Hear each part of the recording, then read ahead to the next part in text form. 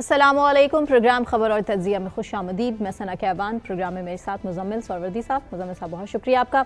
नाज़रीन, प्रोग्राम का आगाज़ सबसे पहले सिविलियंस के मिलिट्री ट्रायल का केस। सुप्रीम कोर्ट के आईनी बेंच में आज इंतहाई अहम और दिलचस्प किस्म के रिमार्क्स। इस हवाले से जस्टिस जमाल मंदोखेल ने कहा कि मिलिट्री कोर्ट्स में ट्रायल के तरीक़ाकार से मुतमईन करें।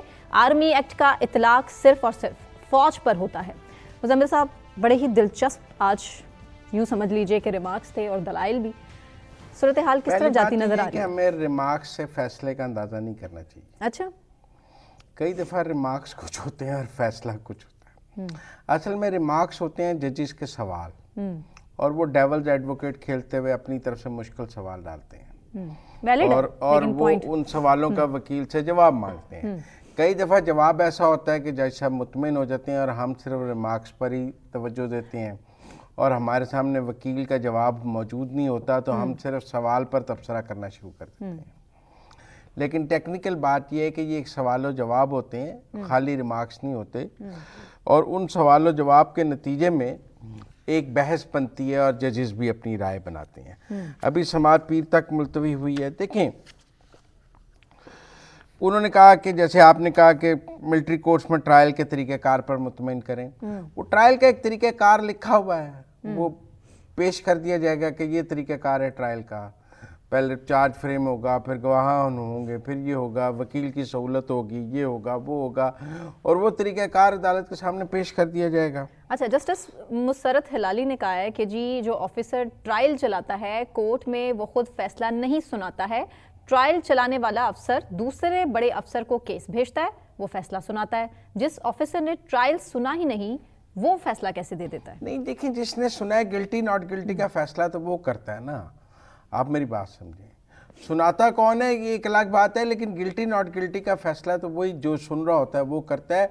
और देखें होता क्या अदालत में, एक जज साहब है, ट्रायल सुन रहे हैं, उनके सामने शहादतें रिकॉर्ड हुई, उनके सामने गवाहान पर जिरा हो गई, उनके सामने ट्रायल पूरा चला, वो ट्रांसफर हो गए, नए जज साहब आ गए। अब क्या दोबारा गवाहान पर जिरा होगी? मैं मतलब मैं एक एग्जांपल दे रहा हूँ कि नए जज साहब आकर क्या कहेंगे कि मेरे ऊपर सामने तो गवाहों के बयान हुए ही नहीं, मैंने तो गवाहों के बयान सुने ही नहीं, मैंने तो जिरा सुनी ही नहीं, मैं कैसे फैसला कर दूं? वो सवाल उठा रही है लिखा होता है आर्मी ऑफिसर के तजुर्बे पर। नहीं, देखें, टेक्निकल वो सवाल है कि फैसला फर्ज कई दफा बहस के बाद भी जज साहब तब्दील हो जाते हैं, तो वो बहस पढ़ लेते हैं तहरीरी। देखें, ये क्या जज साहब सिविलियन कोर्ट में जो जज ट्रायल सुनता है वही फैसला सुनाता है? नहीं, वहां भी जज बदल जाता है। मैं एक मिसाल के तौर पे बात कर रहा हूं कि ये तो कानून में कहीं नहीं लिखा कि जो ट्रायल सुनेगा उसको तब तक तब्दील नहीं किया जाएगा जब तक ट्रायल का फैसला नहीं होगा। यहाँ तो सिविल अदालतों में भी ये करते हैं ना कि जो ट्रायल होगा वो फैसला सुनाने तक फिर उसे तब्दील नहीं किया जाएगा। आप तो तब्दील कर देते हैं दौरान ट्रायल जज, तो फिर ये क्या बात हुई? और फिर हमारे यहाँ जिरगों में फैसला होता है, वो लोग कोई कानून के माहिर होते हैं जो जिरगों में फैसला करते हैं पंचायत। लेकिन ये तो चले एक आईनी अदालत है, अब ये तो सुप्रीम कोर्ट से भी आप मेरी बात समझे। वैसे तो उन्होंने कहा जी 34 साल बाद मैं भी अभी तालिब इल्म हूँ, तो वो, लेकिन मैं ये कह रहा हूँ कि फौजी अदालतों के दायरे अख्तियार के हवाले से जो बहस है अब इसलिए है कि अब तहरीक इंसाफ के लोग इसमें आ गए हैं, वरना ये तो कानून तो बहुत पुराना है। और खुद इमरान खान के दौर में सिविलियंस के ट्रायल हुए, पहले तो अदालतों ने कभी नहीं ना एक्शन लिया सवाल, लेकिन अब सवाल अब नहीं हुआ। कहें जी अब तहरीक इंसाफ के लोग आ गए ना, तो वो अदालत के लिए लाडले हैं, नहीं तो वरना जो पहलों का हुआ है वो पाकिस्तान के शहरी नहीं थे, उनकी दफा पाकिस्तान की अदालतों ने ये स्टैंड लिया जो इनके लिए ले रहे हैं। तो ये सवाल तो अपनी जगह मौजूद है ना कि जी आप इमरान खान के दौर में भी सिविलियंस के मिलिट्री ट्रायल हुए हैं, तब की अदलिया ने क्यों नहीं ऐसा मौक़िफ़ लिया, आज क्यों लिया जा रहा है? क्या आज 9 मई के मुल्ज़मान को तहफ़्फ़ुज़ देने की कोशिश की जा रही है? मतलब एक अजीब सी बात की, उन्होंने कहा जी त्यारा हाईजैक हुआ तो आर्मी चीफ का तो उसका भी होना चाहिए। अच्छा, उसका भी मिलिट्री ट्रायल होना चाहिए। वकील साहब ने बताया कि जो मिलिट्री एक्ट है उसमें हाईजैकिंग जो है वो मिलिट्री एक्ट में शामिल नहीं है। त्यारे की हाईजैकिंग का जो जुर्म है वो मिलिट्री एक्ट के दायरे अख्तियार में नहीं आता। अब जैसे आप पूछ रही थी कि आर्मी चीफ का त्यारा हाईजैक हुआ तो उसका मुकदमा मिलिट्री कोर्ट में क्यों नहीं चला, उन्होंने कहा जी वो मिलिट्री एक्ट में हाईजैकिंग जो है ना वो जुर्म मिलिट्री एक्ट में है ही नहीं। पैसेंजर्स का उन्होंने कहा शायद गालिबन 180 उन्होंने कहा पैसेंजर्स कि उसमें शामिल किन मुल्जमान का आप मिलिट्री ट्रायल कर रहे हैं। उन्होंने कहा जी 105 वो लोग हैं जो फौजी तनसीबात के अंदर दाखिल हुए हमले में और उन्होंने फौजी तनसीबात को नुकसान पहुंचाया और फौज के काम में रुकावट पैदा की। सिर्फ उन 105 लोगों का उन्होंने कहा हम मिलिट्री ट्रायल कर रहे हैं जिनकी मौजूदगी फौजी तनसीबात के अंदर या फौज के उसमें साबित हुई या वो फौज की उन्होंने काम में रुकावट डाली, जो मिलिट्री एक्ट के दायरे इख्तियार में आते हैं। और ये 105 हैं। ये सिर्फ वैसे उन्होंने कहा 9 मई के ट्रायल ही हुए। वैसे उन्होंन्होंने कहा 9 मई के कुल 5000 मुल्जमान हैं। 10,000 के करीब भी तो कोई बात नहीं, आज फिगर जो कोर्ट में आया वो 5000। उन्होंने कहा 5000 मुल्जमान है, उनमें से सिर्फ 105 का मिलिट्री ट्रायल है क्योंकि वो 105 मिलिट्री एक्ट के दायरे इख्तियार में आते थे। बाकी 4895 जो हैं वो सिविल अदालतों में इसलिए गए कि वो मिलिट्री एक्ट के दायरे इख्तियार में नहीं आते थे। ठीक है, बात क्लियर कर दी आज वजारत दफा ने। अच्छा, अब मैं ये कह रहा हूँ कि फ़र्ज कर लें आईनी बेंच मिलिट्री कोर्ट्स के इन फैसलों को ख़त्म कर देता है तो क्या होगा? मिलिट्री ट्रायल को खत्म कर देता है। मतलब जो मिलिट्री कोर्ट से सजाएं हुई हैं 9 मई के मुल्जमान की कलअदम कर देता है। तो फिर क्या होगा? फौज इस फैसले को मान लेगी। पहले भी जब मिलिट्री कोर्ट्स के कलअदम किए गए ट्रायल तो फौज ने उस फैसले को मान लिया और हसन आजिज समेत जो दीगर हैं उनको रिलीफ मिल जाएगा। फिर उन्होंने कहा जी जो बेगुनाह है उन्हें छोड़ दें। फौज ने सुप्रीम कोर्ट के फैसले के तहत छोड़ा। अब जब सुप्रीम कोर्ट ने कहा कि आप फैसला सुना दें, उन्होंने सुप्रीम कोर्ट की इजाजत से फैसला सुनाया, वरना 9 मई 2023 में हुआ, मतलब आज 2025 है। फौज ने कहीं भी सुप्रीम कोर्ट की हुक्म अदूली नहीं की जी। आप मेरी बात समझे, जहां भी सुप्रीम कोर्ट ने उनको जो भी डायरेक्शन दी फौज ने उसको कंप्लाई किया। फौज का एक मौक़िफ़ ज़रूर है कि इन मुल्ज़मान का मिलिट्री एक्ट के तहत ट्रायल बनता है और कानून के मुताबिक बनता है, और वो अपना ये मौक़िफ़ अदालत में पेश करके इसका दिफा कर रहे हैं। मेरी ये राय है कि आईनी बेंच का जो भी फैसला होगा फौज उसको कबूल कर लेगी और उसके मुताबिक आगे चलेगी, कोई तनाज़ा पैदा नहीं होगा। लेकिन वो जो उनको लॉ के तहत फोरम्स अवेलेबल हैं उस पर एजिटेट करना, अपना हक लेना, ये उनका हक है, वो वजारत दिफा के ज़रिए वो ले रहे हैं। जस्टिस जमाल मंदोखेल ने भी बड़ा एक वैलिड पॉइंट सामने रखा है। उन्होंने कहा कि मुझे 34 साल इस शोबे में हो चुके हैं, मगर फिर भी खुद को मैं मुकम्मल नहीं समझता। क्या इस आर्मी ऑफिसर को इतना तजुर्बा और अबूर होता है कि सजाए मौत तक की सजा सुना दे? फिर अगर वो खुद को मुकम्मल नहीं समझते तो वो मुकदमा ही ना सुने। मतलब मुकदमा तो वो सुने जो खुद को समझता है। अगर वो समझते हैं कि अभी वो बिल्कुल इस काबिल नहीं है कि मुकदमा सुन सकें तो उन्हें मुकदमा नहीं सुनना चाहिए। उन्हें जाके पहले अपनी तालीम मुकम्मल करनी चाहिए। उन्हें अपनी तालीम मुकम्मल करनी चाहिए, अपनी ट्रेनिंग। हम तो ये समझते हैं कि जो सुप्रीम कोर्ट का जज है उसे पाकिस्तान के आइन और कानून पर मुकम्मल दस्तरस हासिल है, एब्सोल्यूट नॉलेज है उसका, और वो गलती नहीं कर सकता कानून। लेकिन अगर जज साहब ये कहते हैं कि मैं अभी मुकम्मल नहीं हूँ तो फिर मुझे तो हैरानगी है वो सुप्रीम कोर्ट के जज कैसे बन गए। लेकिन ना, पाकिस्तान के आइन और कानून के तहत उन्होंने एक फैसला करना है कि मिलिट्री कोर्ट का दायरा इख्तियार है या नहीं है। अगर उनका अपना नॉलेज इनकम्प्लीट है तो मैं उनके फैसले को कैसे मान लूंगा? आप मुझे बताएं। नहीं कहनी चाहिए उन्हें ये बात। मेरा मतलब हम तो समझते हैं कि उनका नॉलेज एब्सोल्यूट है, वो बेहतरीन नॉलेज के साथ, बेहतरीन इल्म के साथ वो ये फैसले करेंगे। लेकिन अगर वो समझते हैं कि उनका नॉलेज बेहतरीन और सबसे अच्छा नहीं है तो उन्हें बेंच से अलहदा हो जाना चाहिए। इसमें ऐसी कौन सी बात है? अगर वो समझते हैं कि उनका नॉलेज ठीक नहीं है, उन्हें इस कानून पर या पढ़ लें या कर लें। दूसरी बात यह है कि ये तो शहादत का मामला है, वहाँ केस पेश होगा, शहादत के मुताबिक और कानून के मुताबिक फैसला होना है। ऐसे तो जो फांसी की सजा है, 1 मिनट, सुप्रीम कोर्ट का जज सुनाता है? नहीं, ट्रायल कोर्ट का जज सुनाता है नीचे, उसकी अपील सुप्रीम कोर्ट तक आती है। तो जो ट्रायल कोर्ट का जज है उसे तो आए हुए कई दफा 1 साल हुआ होता है और वो पहला मर्डर केस सुन रहा होता है, वो नौकरी का पहला साल होता है, वो फांसी की सजा सुना देता है अपने पहला मुकदमा ही फर्ज कर लें जज साहब को जो है वो 302 का मिल गया है उनके कैरियर का, उन्होंने फांसी की सजा सुना दी है। फिर मैं जज साहब पे तो कहूँ कि जिस बंदे का 34 साल से कम तजर्बा हो उसे फिर मर्डर केस सुनना ही नहीं चाहिए। फिर तो हमें पाकिस्तान में ये कानून बनाना पड़ेगा کہ جس کا تجربہ 34 سال سے کم ہے اسے مرڈر کیس نہیں سننا چاہیے، کیونکہ پھر وہ پھانسی کی سزا کیسے سنائے گا؟ یہاں تو 6 مہینے کے نئے جج آئے ہوئے بھی پھانسی کی سزا سناتے ہیں، وہ اپنے کیریئر کا پہلا مقدمہ مرڈر کیس کا سنتے ہیں اور اس میں پھانسی کی سزا سنا دیتے ہیں۔ پھر ہم ان ججز کی سزاؤں کے بارے میں بھی کیا کہیں کہ ان کا تو وہ تو انٹرنی ججز ہیں۔ یہ ہائی کورٹس میں جو جج پروبیشن پہ آتے ہیں، جو پہلا سال ان کا پروبیشن کا ہوتا ہے، وہ اس میں کیا مرڈر کی اپیلیں نہیں سن رہے ہوتے؟ ہم کہیں جی وہ انٹرنی ججز ہیں، پروبیشن پہ ہیں، وہ اپیلیں مرڈر کی کیسے سن سکتے ہیں؟ تو مجھے یہ منطق کوئی ٹھیک نہیں لگی ہے۔ مطلب یہاں تو آپ یہ طے کر لیں کہ 30 سال سے کم تجربے والا کوئی بندہ مقدمہ سن ہی نہیں سکے گا، پھر بوڑھے بوڑھے جج لے آؤ۔ یہاں تو نوجوان ججز ٹرائل کورٹس میں ججز سن رہے ہیں، تو مجھے نہیں سمجھ آئی اس منطق کی، یہ جج صاحب نے کیا منطق پیش کیا ہے اور اس کے پیچھے کیا دلیل ہے۔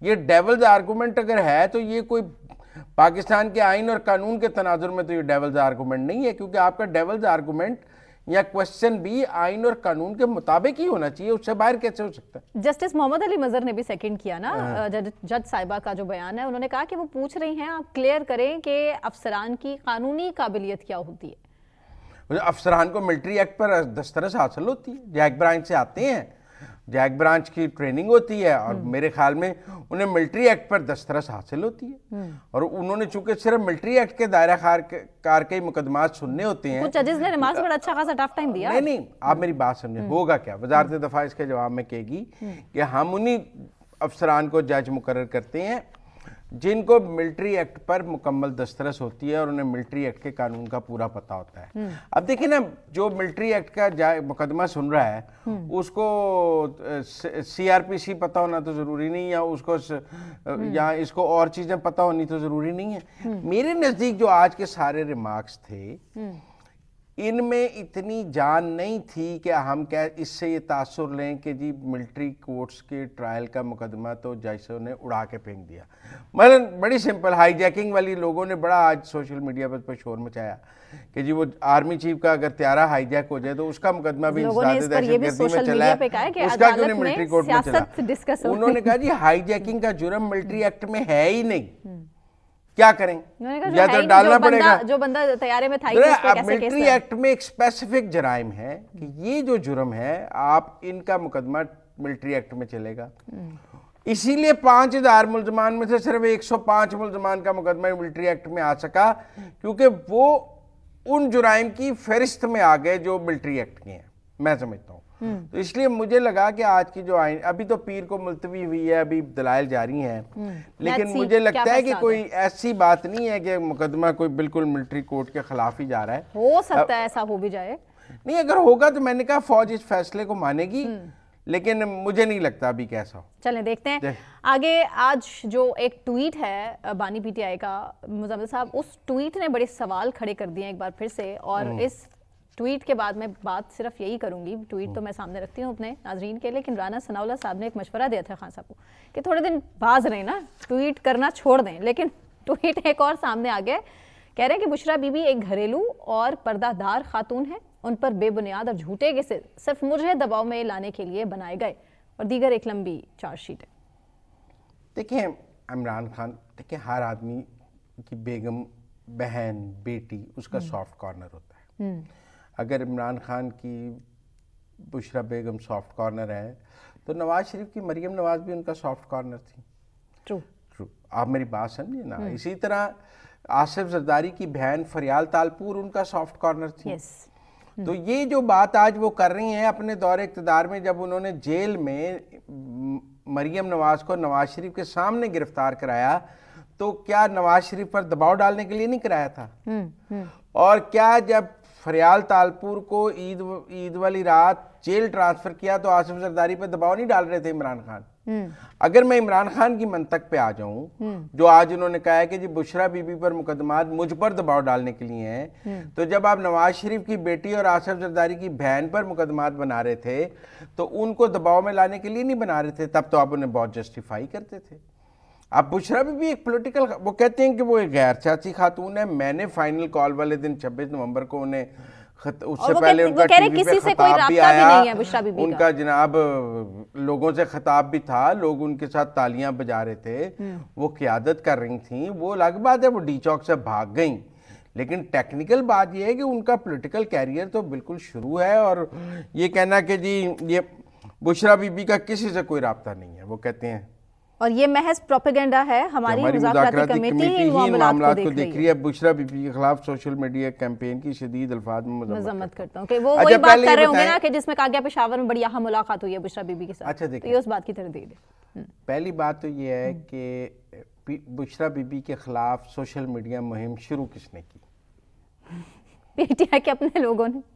اب خان صاحب یہ بھی بتا دیں کہ پی ٹی آئی کے اپنے لوگوں نے، مطلب سلمان احمد سے لے کر اور پی ٹی آئی کے ڈائی ہارڈ لوگوں نے، قریبی لوگوں نے خان صاحب کے، انہوں نے بشرا بی بی کے خلاف پہلے سوشل میڈیا پر مہم شروع کی۔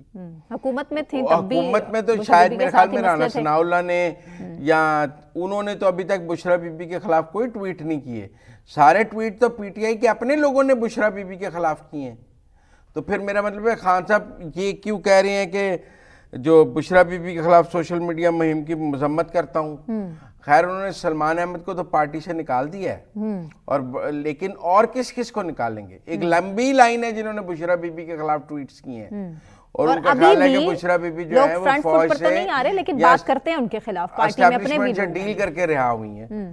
ان کا موقف ہے کہ وہ اسٹیبلشمنٹ سے ڈیل کر کے رہا ہوئی ہیں، اور ان کو پشاور جانے بھی چلے دیا گیا ہے کہ ان کی ڈیل ہوئی ہے۔ تو اب یہ بات کوئی حکومت تو کہہ نہیں رہی، یہ تو پی ٹی آئی والے خود ہی کہہ رہے ہیں، اور پی ٹی آئی والے ہی بشرا بی بی پہ الزام لگا رہے ہیں۔ تو مجھے نہیں سمجھ آئی خان صاحب کس کی مذمت کرتے ہیں؟ کہہ رہے میں 3-3.5 سال جو ہے وہ وزیر اعظم رہا ہوں، اور میں اچھی طرح سے سمجھتا ہوں کہ یہ کیسے حکومت کام کر رہی ہے، حکومت کی بدنیتی کو میں اچھی طرح سمجھتا ہوں۔ کس حوالے سے کہہ رہے ہیں؟ اس لیے کہ وہ خود یہ کام کرتے رہے ہیں۔ جب وہ یہ کہتی ہیں نا کہ میں 3.5 سال وزیر اعظم رہا ہوں، اچھی طرح سمجھتا ہوں یہ کیسے کام کرتے ہیں، اصل میں وہ خود یہ کام کرتے رہے ہیں کہ خواتین کو پکڑوا کر دباؤ میں لانے کا جو کام ہے نا، یہ رسم خان صاحب نے شروع کی، ورنہ ہمارے ہاں خواتین کو تو ایک ریڈ لائن سمجھا جاتا تھا۔ تو آپ نے باپ کے سامنے بیٹی گرفتار کرانا، بھائی کے سامنے بہن گرفتار کرانا، پھر باپ کے سامنے بیٹی کی تذلیل کرانا، بھائی کے سامنے بہن کی تذلیل کرانا، آپ یہ کام بطور وزیر اعظم کرتے رہے ہیں۔ آپ کو بڑی اچھی طرح پتہ ہے کہ یہ کام ہوتے ہیں، لہذا آپ کو شک ہے کہ آپ کے ساتھ بھی یہ اسی لیے ہو رہا ہے کیونکہ آپ لوگوں، ویسے تو مکافات عمل بھی ہو سکتا ہے، لیکن ٹیکنیکل بات یہ ہے کہ یہ رسم تو پی ٹی آئی نے شروع کی، افسوسناک رسم ہے۔ اور خواجہ آصف صاحب کہتے ہیں میری فیملی پہ آرٹیکل 6 لگانے کی کوشش کی جاتی رہی، کس کی فیملی کو نہیں ریڈیکیول کیا گیا؟ تو اس لیے مجھے لگتا ہے انہوں نے کہا ہے کہ اس کے ساتھ ساتھ کہ اڈیالہ ضلع میں سخت ترین قید میں رکھا گیا۔ یہ سخت ترین قید کون سی ہے جس میں اس میں بھی مسئلہ کھڑا کرتی ہے جیل انتظامیہ؟ یہ جو ان کی سخت ترین قید ہے، جس کے اندر ایکسرسائز مشین ہے، جس کے اندر دیسی ککڑ ہے، جس کے اندر دیسی نہیں، وہ کہتے ہیں کچھ بھی میں ضرورت کی چیز مانگتا ہوں تو مجھے تنگ کیا جاتا ہے۔ میں نے ضرورت کے ہاتھ، ان کا فوڈ مینیو دیکھیں، آپ میری بات سمجھیں۔ لائٹس بھی ڈالا جیل کی بجا کر رکھی گئی تھی 2 ہفتے، کوئی لائٹ نہیں بجھا کے رکھی، یعنی کیوں رکھنی ہے؟ ملاقاتیں جب بند کی گئی تھیں نہیں، ویسے لائٹ میں خرابی ہو گئی ہو، آپ کے اپنے گھر کی لائٹ جا سکتی ہے 2 ہفتے؟ نہیں 2 ہفتے لائٹ بند ہی نہیں ہو سکتی۔ آپ میری بات، ویسے سورج کی روشنی ان کے کمرے میں آتی ہے، لیکن میں ٹیکنیکلی سمجھتا ہوں کہ وہ پیچھے علیمہ خان کی چیٹ بھی آئی ہے کہ جی جیل کے کوئی ایشو بنایا جائے، جیل کی مصیبتیں، تو اس لیے میں نہیں سمجھتا، مجھے لگتا ہے کہ وہ بشرا بی بی کے حوالے سے عمران خان صاحب بہت پریشان ہیں، جو مہم چل رہی ہے، اور یہ مہم پی ٹی آئی کی طرف سے ہی چل رہی ہے، اور ان کو پتہ ہے یہ تیر باہر سے نہیں آ رہے، اندر سے ہی آ رہے ہیں، اور پارٹی ان کی بیگم کے خلاف ہے، تو ہم کیا کر سکتے ہیں؟ سیکیورٹی پوائنٹ آف ویو کو مد نظر رکھتے ہوئے کیا عمران خان صاحب کو، یہی میں سوال چھوڑتے ہوئے جا رہی ہوں کہ کیا عمران خان صاحب کو اڈیالہ سے بنی گالہ شفٹ کیا جا سکتا ہے؟ بات کریں گے ایک بریک کے بعد، ہمارے ساتھ رہیے۔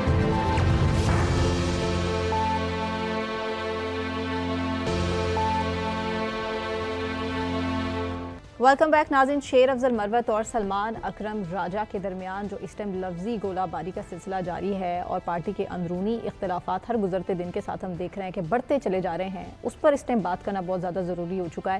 سب سے پہلے آپ کو سنواتے ہیں کہ سلمان اکرم راجہ نے کہا کیا ہے شیر افضل مروت کے حوالے سے۔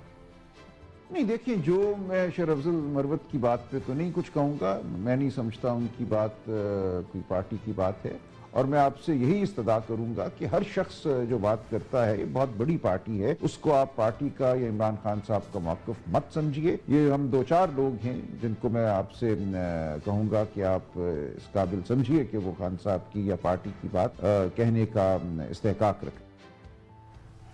یہ آپ نے سنا کہ سلمان اکرم راجہ صاحب نے کہا کہ پارٹی بہت بڑی ہے اور کسی ایک کے بیان کو پارٹی کے بیانیے سے میچ نہیں کیا جا سکتا.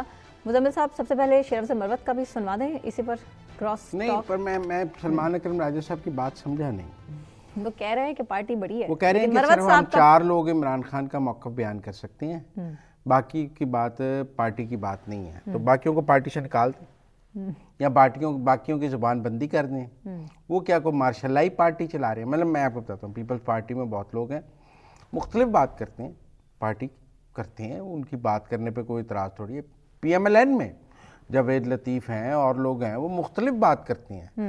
جو خواجہ آصف ہیں وہ بالکل مختلف بات کرتے ہیں. رانا ثناء اللہ بالکل مختلف بات کرتے ہیں. پارٹی میں موجود ہیں. کوئی یہ تھوڑی کہتا ہے کہ فلاں کو پارٹی کی بات کرنے کا حق نہیں ہے، فلاں کو نہیں ہے. یہ عجیب پارٹی ہے جو کہتی ہے کہ جس نے اپنی کوئی رائے اگر دے دی تو اس کو ہم پارٹی سے نکال دیں گے، اور جس نے اپنی کوئی بات کی اور جس نے کہا کہ یہ بات ایسی ہونی چاہیے، یہ کہتے ہیں کہ جو پالیسی ہم نے بنائی ہے سب وہ بیان کریں. طوطے کی طرح بولنے لگ جائیں اور کان بھرنے چلے جاتے ہیں خان صاحب کے اڈیالہ میں.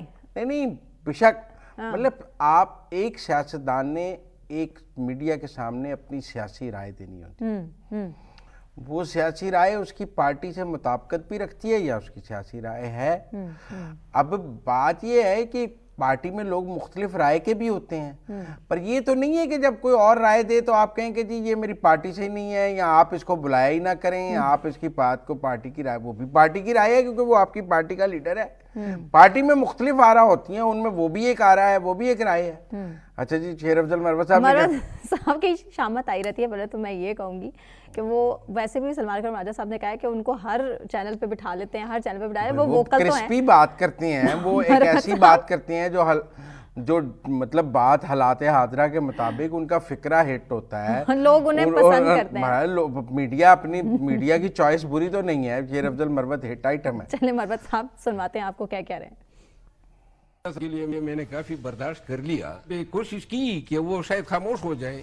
سلمان اکرم راجہ صاحب کا پی ٹی آئی سے کیا تعلق ہے؟ کوئی نوٹیفیکیشن دیکھا ہے آپ نے؟ آپ کو پی ٹی آئی کے آئین آپ نے پڑھا ہے؟ صرف الیکٹڈ آدمی جس نے انٹر پارٹی الیکشن کنٹیسٹ کی وہ سیکرٹری جنرل ہو سکتا ہے. یعنی ہم اگر اپنے پارٹی کے آئین کو پامال کریں گے تو پاکستان کے آئین کی بات کس طرح کریں گے؟ سلمان اکرم راجہ کا کوئی نوٹیفیکیشن آپ نے دیکھا ہے؟ سلمان اکرم راجہ کے دستخطوں سے کوئی آپ نے کچھ دیکھا ہے؟ یہ حضرت سیکرٹری جنرل بن ہی نہیں سکتا پی ٹی آئی کا. یہ مجھے ادراک کی بات بتا رہے ہیں. میں نے تو کافی کوشش کی کہ یہ خاموش ہو جائے. یہ کہاں سے یہ 3-4 آدمی 4 مہینے 1 سال پہلے پی ٹی آئی میں آ گیا؟ اب مجھے یہ سمجھا رہا ہے.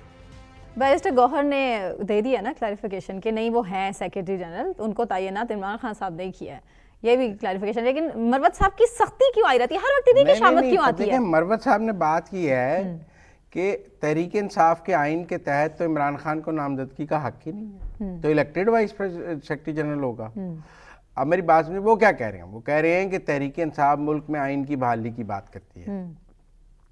تو ملک میں آئین کی بحالی کی تحریک چلانے سے پہلے تحریک انصاف کے اپنے اندر اس کے آئین پر تو عمل کر لیں. غلط بات تو نہیں کر رہے. ان کا موقف ہے کہ سلمان اکرم راجہ کی نامزدگی چاہے عمران خان نے کی ہے چاہے بیرسٹر گوہر نے کی ہے، وہ تحریک انصاف کے آئین کے خلاف ہے. اور چونکہ تحریک انصاف کے آئین کے خلاف ہے لہذا ان کا خیال ہے کہ وہ غلط ہے. اور وہ کہتے ہیں اس کا کوئی نوٹیفیکیشن دکھا دیں. نوٹیفیکیشن دکھائیں گے تو الیکشن کمیشن میں چیلنج ہو جائے گا.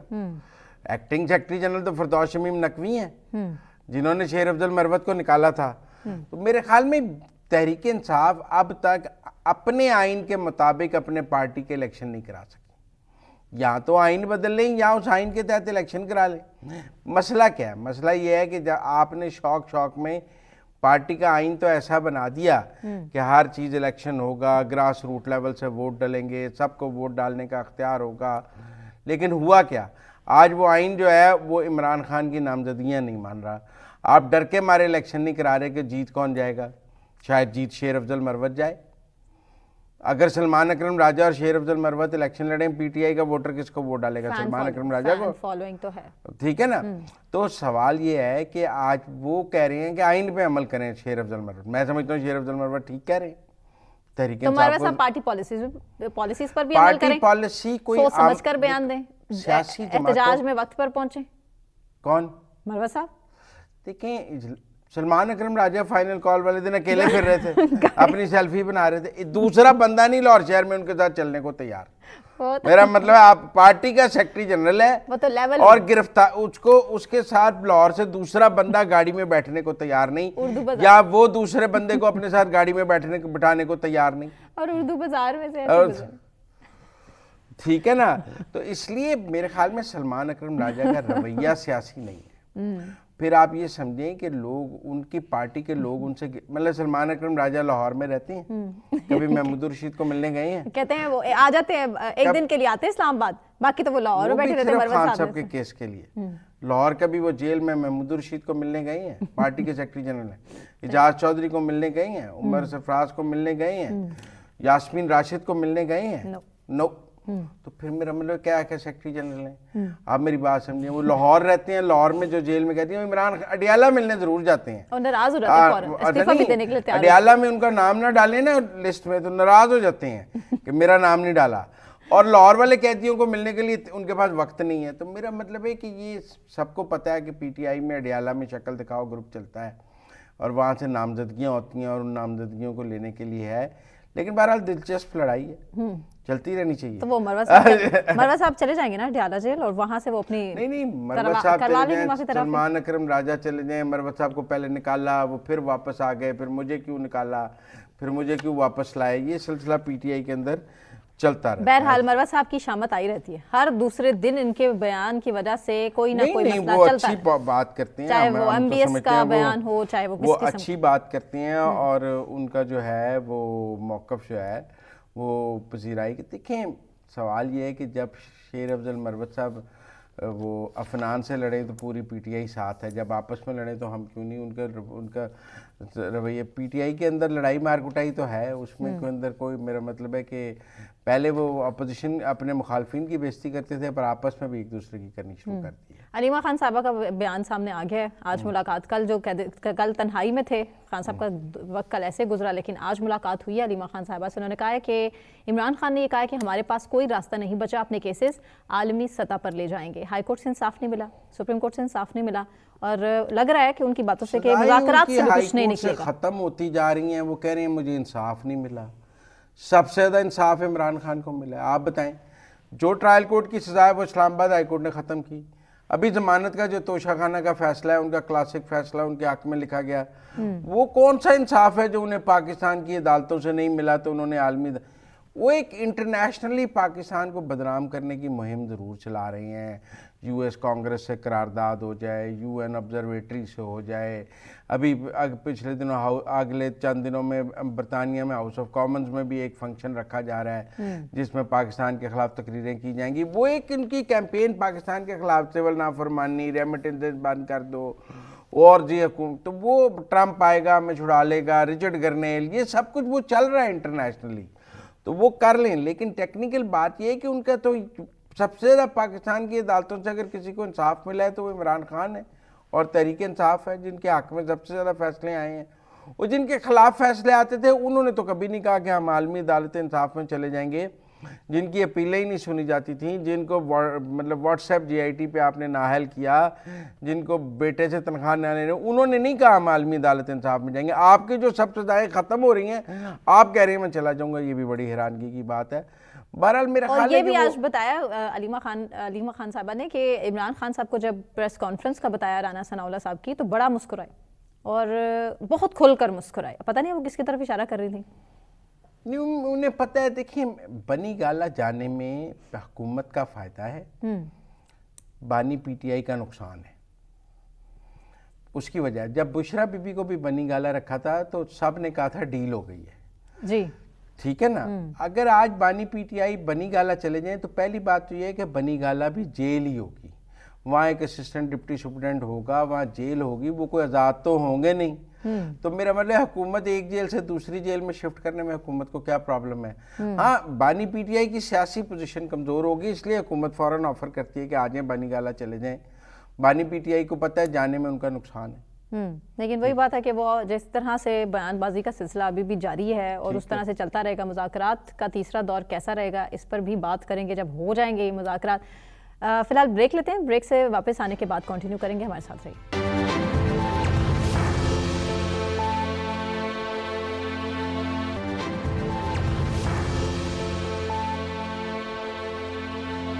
वेलकम बैक नाजरीन। और वज़ीर आज़म शहबाज शरीफ जिन्होंने पूरी कौम को मुबारकबाद दी है, और मुबारकबाद इस बात पर कि तरसीलात ज़र में इजाफा रिकॉर्ड हुआ है, और स्टेट बैंक की रिपोर्ट हमारे सामने आई है जिसमें उन्होंने कहा है कि 2024 दिसंबर में तरसीलात ज़र में कई गुना इजाफा हुआ और मईशत जैम करने का जो दावा था, जो नारा था, वो धरा का धरा रह गया। मुज़म्मिल साहब हमारे साथ स्टूडियोज़ में मौजूद हैं, इसी पर बात भी करेंगे। हमारे साथ मौजूद हैं इस टाइम फरहान बुखारी साहब, माहिर मईशत। फरहान साहब, thank you so much for joining us. Muzammil साहब आप सवाल करना चाहेंगे? जी फरहान साहब, बहुत शुक्रिया। फरहान साहब, एक राय थी कि ओवरसीज़ में पीटीआई की बहुत मकबूलियत है, और जब वो रेमिटेंसेस कम के बाइकाट का ऐलान करेंगे तो रेमिटेंसेस बहुत ज़्यादा ड्रॉप हो जाएंगी। आप माहिर मईशत हैं, ये तो इजाफा हो गया दिसंबर में 2024 में। पिछले साल दिसंबर की निस्बत इस साल दिसंबर में ज़्यादा आई हैं, नवंबर की निस्बत ज़्यादा आई हैं। आपको ये चेंज क्या लगता है? सिविल नाफरमानी उल्ट हो गई? जी बहुत शुक्रिया। मेरे ख्याल में अभी कुछ कबल वक्त है वाज़े तौर पे कुछ कहना, क्योंकि अभी 1 महीने के फिगर्स आए हैं। अगर अगले 6 महीने तक यही रौद चलती रही तो फिर हम यकीनी तौर पे कह सकेंगे कि एक नई और बेहतर तब्दीली आई है और पाकिस्तान के ऊपर जो प्रेशर है वो कम हुआ है।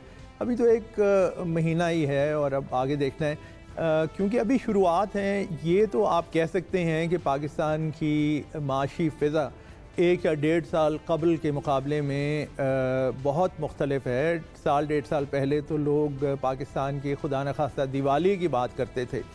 ज़ाहिर है उस कैफियत से हम निकल आए हैं, IMF का प्रोग्राम भी हो गया, लेकिन मईशत के रास्ते में अभी मसाइल भी बड़े हैं, और जब तक इन मसाइल को हल नहीं किया जाएगा और कोई एक ज़्यादा बेहतर और मुस्तहकम देरपा रास्ता पाकिस्तान की माशी मुस्तक़बिल के लिए और पाकिस्तान के मुस्तक़बिल के लिए जब तक वो रास्ता नज़र नहीं आएगा, तब तक ये मसाइल से मुकम्मल छुटकारा हासिल नहीं किया जा सकता। मेरे ख्याल में वो कैफियत ज़रा कबल अज़ वक्त है। नहीं, पर आप इस वक्त जो हम देख रहे हैं कि ट्रेड उन्होंने डेफिसिट को सरप्लस रखा है काफ़ी अर्सा तक। पिछले माह इंपोर्ट्स बढ़ी हैं $5 बिलियन तक, और आहिस्ता आहिस्ता रिजर्व्स बढ़ रहे हैं। अगर यही पॉलिसी रखी जाए कि आप इंपोर्ट्स कंट्रोल में रखें और ट्रेड डेफिसिट ना होने दें बहुत ज़्यादा, और रेमिटेंसेस और एक्सपोर्ट्स को मिलाकर अपना गैप बराबर रखें, तो फिर तो ठीक रहेंगी चीज़ें। जी ये जो सफ़र है जिसकी इब्तदा पाकिस्तान ने की है, माशी सफ़र, इसे मेरे ख़्याल में 2 से 3 साल आइंदा 2 से 3 साल तक इसी रास्ते पे पाकिस्तान को चलने की ज़रूरत है। इससे पहले कि हम ये कह सकें कि ये एक हम रास्ते पे, बेहतर रास्ते पे हम चल पड़े हैं और अब वापसी का कोई इम्कान नहीं। साथ ही साथ बावजूद इसके कि ये जो कुछ ये आदाद शुमार बहरहाल अच्छे हैं, जिस तरह आपने ज़िक्र किया बैरून मुल्क से जो तरसीलात आ रही हैं उनमें भी बेहतरी आई है, इंपोर्ट में भी थोड़ा इजाफा हुआ है, लेकिन मसाइल जो हैं, मसलन इस वक्त भी पाकिस्तान की शरह नमू यानी ग्रोथ रेट इस वक्त भी तकरीबन 3% से थोड़ा सा मामूली सा कम ही है, ज़्यादा नहीं हुई। और ये मजमूई तौर पे पाकिस्तान की जो सालाना आबादी की शरह है उससे कुछ यानी घुमा फिरा के मुमासलत ही रखती है। 2.5% पाकिस्तान की आबादी साल में बढ़ रही है, तो 3% तक अगर आप ग्रोथ रेट ले गए तो इससे अभी बात नहीं बनती। आपको शरह नमू को कम से कम 6 से 8% तक ले जाने की ज़रूरत है। और फिर पाकिस्तान में ज़्यादा सरमायाकारी, ख़ास तौर पे जो आपके अंदरूनी सरमायाकार हैं, जो मुल्की सरमायाकार हैं, जो ताजिर हैं, उन्हें भी ये कॉन्फिडेंस होने की ज़रूरत है। स्टॉक मार्केट में तो ठीक है, حالیہ مہینوں میں بڑی اچھی ایک صورتحال رہی، لیکن اب ضرورت اس بات کی ہے کہ ملک کی صنعت میں، ملک کی زراعت میں، مختلف شعبوں میں لوگ سرمایہ کاری شروع کریں، اور ہم یہ کہہ سکیں کہ سرمایہ کاری نئی جو آ رہی ہے وہ آئندہ سالوں کے لیے کارآمد ثابت ہوگی۔ یہ اس قسم کی جو ایک انگریزی کی اصطلاح ہے فلائی بائی نائٹ آپریشن، یعنی آئے اور تھوڑا عرصہ گزارا پھر چلے گئے، یہ وہ کیفیت نہیں ہے، اس کیفیت سے ہم نکل آئے ہیں۔ اگر یہ ہو جاتا ہے تو پھر بہت اچھا ہے۔ اور پھر زراعت کی خاص طور پہ جو کہ کئی افراد یہ کہتے ہیں، اور میرے خیال میں صحیح رائے ہے، کہ ملک کی معیشت کی ریڑھ کی ہڈی ہے، اس میں بھی مسائل بہت سے ہیں، تو ملکی زراعت کو بھی سنبھالنے کی اور وہاں پہ شرح نمو کو بہتر کرنے کی ضرورت ہے۔ اچھا فرحان صاحب، گروتھ ریٹ کی آپ نے بات کی جو کہ 3% کے قریب ترین ہے، اور ملک کی حالات بہتر کرنے کے لیے وہ 8% کے قریب ہونی چاہیے۔ عوام ٹیکس بھرپور طریقے سے ادا کر رہی ہے، سٹاک ایکسچینج ہم ہر گزرتے دن کے ساتھ سنتے ہیں کہ اوپر جا رہا ہے، لیکن عام آدمی کے حالات وہیں کے وہیں رکے ہوئے ہیں۔ اس پر ذرا روشنی ڈالیے گا پلیز۔ جی، اس کا پس منظر کچھ یوں ہے کہ باوجود اس کے کہ گزشتہ مہینوں میں حکومت نے یہ دعویٰ کیا کہ ملک میں افراط زر کی شرح کم ہو گئی ہے اور انفلیشن کم ہو رہی ہے، لیکن اس سے پہلے تقریباً 2 سال تک 2 سال کا جو عرصہ گزرا، یعنی یہ آپ سمجھیے کہ کوئی 2024 کے وسط سے پہلے 2 سال کا 2022 سے 2024 تک ریکارڈ اضافہ ہوا ہے افراط زر کا پاکستان میں، اور مجموعی طور پہ یہ ملا کے 50 سے 60% ریکارڈ اضافہ ہوا ہے۔ تو اب اتنا اگر انفلیشنری امپیکٹ ایک آیا ہے، افراط زر بڑھی ہے ماضی میں، تو اس کا کچھ نہ کچھ تو لوگوں کے اوپر اثر ہوگا۔ گو کہ حالیہ مہینوں میں اگر حکومت کہتی ہے کہ وہ شرح کم ہو رہی ہے تو ٹھیک ہے، لیکن ماضی کی جو بہت بڑی شرح ہے اس کا بھی ایک نقصان ہے۔ اور پھر جس طرح میں نے عرض کی کہ خاص طور پہ اشیاء خورد و نوش، یعنی کھانے پینے کی چیزوں کا جو معاملہ رہا ہے، اس میں لوگ بہت پریشان رہے اور آج بھی پریشان ہیں۔ دیکھیے نا، ملک میں تضاد تو یہ ہے کہ گزشتہ گندم کی جو فصل تھی وہ اس کی قیمت کسان کے لیے کریش ہو گئی، اور اس کی وجہ بڑی یہ تھی کہ حکومت کی ایک پالیسی کا فیلئر ہوا۔ حکومت نے جو وعدہ کیا تھا جس قیمت پہ گندم خریدنے کا، وہ جا کے خرید ہی نہیں۔ لیکن آج بھی اگر آپ ریٹیل سٹور پہ چلے جائیں، آپ دکان میں جائیں، تو 40 کلو گندم، 40 کلو آٹا، یعنی تقریباً 5-5.25 ہزار روپے کی وہ 4 تھیلیاں 10-10 کلو کی ملتی ہیں۔ یہ آپ کو کیا بتاتا ہے؟ یہ بتاتا یہ ہے کہ سال پہلے اگر کسان کو کم قیمت ایک دم سے ملی تھی اور سال بعد یہ قیمت کافی ہے، تو پھر بیچ میں کسی نے پیسے بنائے ہیں یا کوئی نہ کوئی پیسے بنا رہا ہے، اور وہ نہ تو کسان ہے نہ وہ بالآخر جو کنزیومر ہے وہ ہے۔ تو کہیں نہ کہیں پہ کسی نے اگر بہت زیادہ رقم بنائی ہے تو پھر اسے دیکھنے کی ضرورت ہے کہ کون لوگ ہیں جو کہ مڈل مین کا کردار ادا کرتے ہیں اور بارے نعرے ہو گئے۔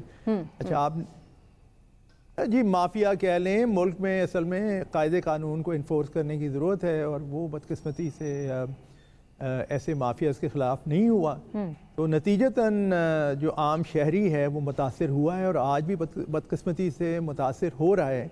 اور یہ ایک ایسا معاملہ ہے جس کا کچھ نہ کچھ بہت جلدی حل کرنے کی ضرورت ہے۔ اب آپ کیا دیکھتے ہیں کہ مطلب آپ جو آگے تو افراط زر کم ہو رہا ہے، اگر میں پوچھوں کہ آپ 2025 کو پاکستان کی معیشت کے لیے کیسا سال دیکھتے ہیں، کیونکہ 31 دسمبر تک کے فگرز تو ہمارے پاس آ گئے، لیکن آپ 2025 کے سال کو کیسا دیکھتے ہیں؟ جی شکریہ سہروردی صاحب۔ سب سے پہلے تو یہ جو سیاسی مار دھاڑ ہے اسے ہمیں ختم کرنے کی ضرورت ہے، اور اس میں میں بالکل اس معاملے میں نہیں پڑھ رہا کہ کون سیاسی جماعت صحیح ہے یا کون غلط ہے۔ میں تو عرض یہ کر رہا ہوں کہ ملک کے لیے، ملک کی بقا اور سلامتی اور بہتر مستقبل کے لیے کچھ نہ کچھ سیاسی جو ایک بٹوارا ہوا ہے اس کو آپ کو حل کرنا ہے، کیونکہ اگر آپ اسی طرح چند مہینے بعد یہاں پہ اسلام آباد میں یلغار کی کیفیت پہ بار بار آتے رہے تو پھر ایک وقت ایسا آئے گا کہ جو سرمایہ کار آج تھوڑا سا مطمئن آپ کو نظر آتا ہے وہ اور پریشان ہوگا۔ تو یہ پریشانی ملک کے لیے ٹھیک نہیں ہے، ایک تو یہ ہے۔ दूसरा ये है कि मुल्की ज़राअत पे अगर ज़्यादा फोकस किया जाए और ख़ास तौर पे जो ज़िम्मेदारों के, जैसे मैंने अर्ज़ किया गुज़िश्ता साल में नुकसानात हुए हैं, उनका कुछ अज़ाला किया जाए तो ज़रई मईशत आपकी ऐसी है जो कि आपको बेहतर शरह नमू की तरफ लेके जा सकती है, जो कि पाकिस्तान के लिए मजमूई तौर पे एक बेहतर सूरत हाल होगी।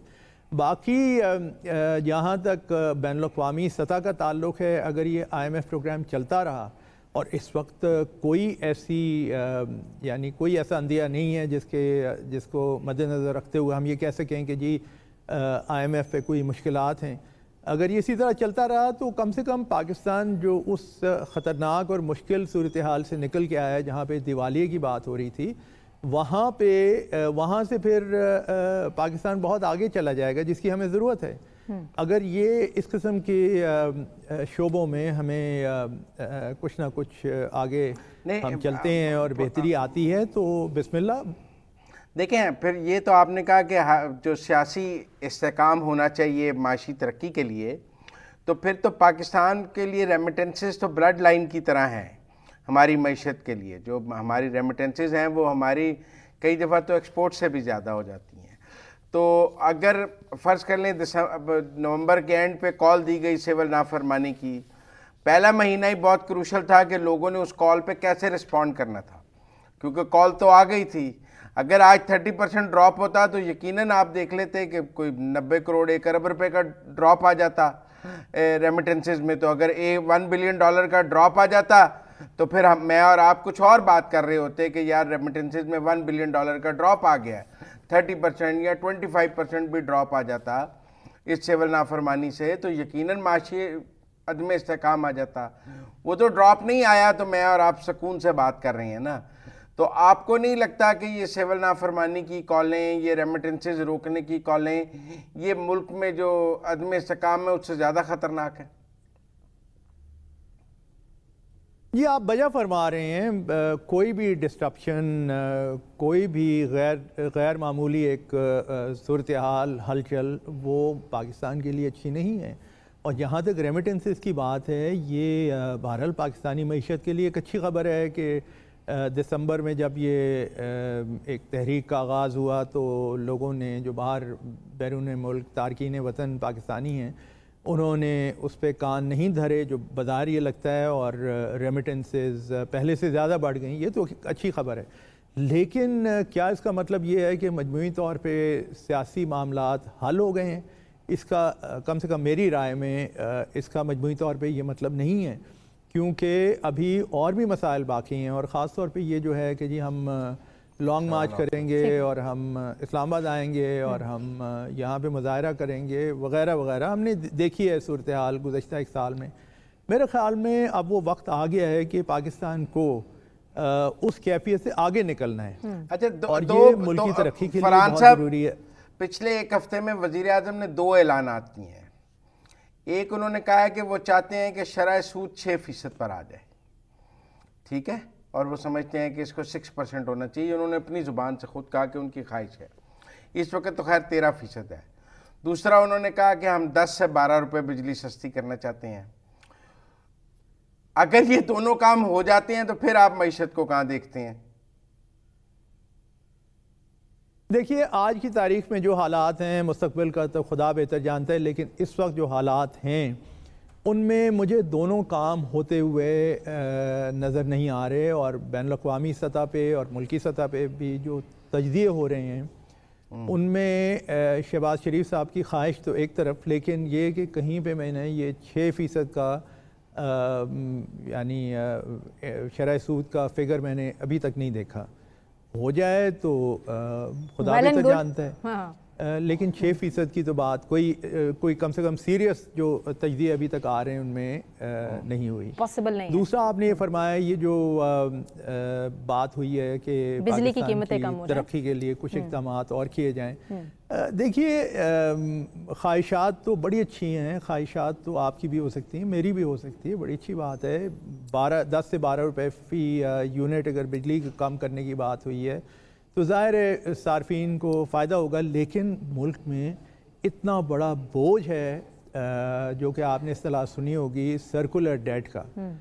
अब जब तक कि ये बहुत बड़ा बोझ आपके ऊपर, आपके निज़ाम के ऊपर ये कायम है, फिर आपका जो निज़ाम है उसके बारे में भी मसाइल हैं। आम तौर पे ये बावर किया जाता है कि कोई जितनी भी बिजली जनरेट होके और आपकी ट्रांसमिशन लाइंस में डाली जाती है तो कंज्यूमर तक पहुंचने से पहले वो 30%, 25 से 30% वो बिजली ज़ाया हो जाती है। उसमें चोरी भी है, उसमें निज़ाम की नाक़िस कारकर्दगी की वजह से उसमें वेस्टेजेस भी हैं, बहुत सा ज़िया भी है।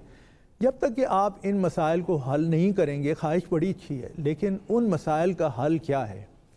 और 1 साल पहले तो इस बारे में ये भी कहा जाता था कि पाकिस्तान में डिस्कोज़ की निजकारी होनी चाहिए, प्राइवेटाइजेशन होनी चाहिए, लेकिन बदकिस्मती से हमने जो हाल देखा है PIA का जो हुआ है कि निजकारी कोशिश कम से कम पहले मरहले में बुरी तरह से नाकाम हुई है। तो इसका कुछ ना कुछ आपको हल देखना पड़ेगा। और बहरहाल और वक्त पर मुश्किल फैसले ही सही, लेकिन मुश्किल फैसले लेने पड़ेंगे जी, बिल्कुल लेने पड़ेंगे और इस निज़ाम को झंझोड़ना पड़ेगा। बहुत शुक्रिया फरहान बुखारी साहब हमारे साथ बात करने का। Thank you very much. देखें, फरहान बुखारी साहब यकीनन कह रहे हैं कि एक माशी इस्तेहकाम, सियासी इस्तेहकाम से ही माशी इस्तेहकाम आएगा। और जब तक उनका ख्याल है कि पाकिस्तान में सियासी महादरा ही रहेगी तो माशी इस्तेहकाम भी नहीं आ सकता।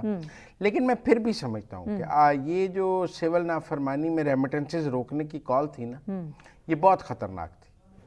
और अगर ये वाकई कामयाब हो जाती तो हुकूमत के लिए बहुत मुश्किलात पैदा हो जाती। लेकिन ये नाकाम हो गई है, बल्कि बढ़ गई है। मैं इसके फिगर्स देख रहा था, मतलब अमेरिका जो बहुत गढ़ समझा जाता है, अमेरिका कहते हैं PTI का गढ़ है, वहाँ से रिचर्ड गर्नेल से लेके US कांग्रेस की करारदादी और सारा PTI अमेरिका PTI का है। आपको पता है अमेरिका में सिर्फ 1% कमी हुई है। सारा जोर अमेरिका में लगा रेमिटेंसेस रोकने का, क्योंकि अमेरिका में उनका स्ट्रांग होल्ड था। तो अमेरिका में इस सारे जोर के बाद सिर्फ 1% रेमिटेंसेस में कमी हुई है। और यूरोपियन यूनियन में 11% इजाफा हुआ है, और उसी तरह बरतानिया में भी इजाफा हुआ है सिर्फ, और मुत्तहिदा अरब अमीरात में भी इजाफा हुआ है, और सऊदी अरब में भी इजाफा हुआ है। अरब में सबसे ज्यादा तो मतलब आप समझें जो उनका सबसे किला है ना, वो कहते हैं ये अमेरिका हमारा किला है और हमने ट्रम्प के सर पे आना है पाकिस्तान में। वहाँ भी रेमिटेंसेस वो कोई 5% भी नहीं रोक सके, सिर्फ 1% की कमी आई है। वो भी मेरा ख्याल है को इसका मतलब 1% ही PTI है वहाँ पे अमेरिका में जिसने इस सिविल नाफरमानी पर कान धरे हैं। वरना टेक्निकली तो आज सिविल नाफरमानी का जो पहला मरहला था कि रेमिटेंसेस रोक ली जाएं, और मैं सुनता था PTI के लोगों के ट्वीट कि अगर आप 1000 रियाल भेजते हैं तो आप 700 रियाल भेजें, 30% कम कर दें, 30% कम कर दें। उनका सारा टारगेट ये था कि रेमिटेंसेस को 30% कम कर लिया जाए। और सिविल नाफरमानी लेकिन की कॉल वो को बढ़ गई हैं, और जब वो बढ़ गई हैं तो फिर बल्कि 29% ज़्यादा हो गई हैं, और दिसंबर 2023 की निस्बत तो 29% ज़्यादा हैं, और नवंबर की निस्बत 6% ज़्यादा है। तो इसका मतलब है वो तो फिर बढ़ गई हैं। आपने जितना लोगों को कहा ना भेजें, लोगों ने उतने ज़ोर शोर से पाकिस्तान को पैसे भेजे हैं, क्योंकि लोगों का मौक़िफ़ था कि ये पैसे तो हम अपने घर वालों को भेजते हैं, और अपने घर वालों को पैसे भेजने कैसे कोई रोक सकता है। और आने वाले मजीद महीनों में देखेंगे कि सूरत हाल क्या होगी तरसीलात ज़र की। मुज़म्मिल साहब बहुत शुक्रिया आपका। मुझे सना कहवान को नाज़रीन इसी के साथ इजाज़त दीजिए। अपना बहुत ख्याल रखिए। अल्लाह हाफ़िज़।